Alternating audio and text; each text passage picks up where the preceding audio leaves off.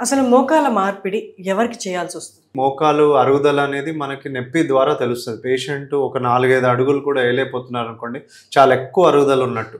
కొంతమందికి కొంచెం కింద కూర్చునేటప్పుడు గానీ, లేకపోతే ఏదైనా యోగాలో ఆసనాలేసుకునేటప్పుడు, లేకపోతే ఎక్కువ దూరం నడిచినా గూడా నొప్పొస్తా ఉంటది. సో, అలాంటప్పుడు మనం ఎక్స్‌రే తీస్తాం. ఎక్స్‌రేలో గూడా స్టేజింగ్ ఉంటది. ఈ ఎక్స్‌రేలో ఇది స్టేజ్ 4లో ఉన్నట్టు. స్టేజ్ 4 అని ఎలా చెప్తామంటే, ఈ గ్యాప్ ఈ 2 ఎముకల మధ్యలో ఉండే ఈ గ్యాప్ అనేది నార్మల్‌గా ఇంత గ్యాప్ ఉండాలనమాట.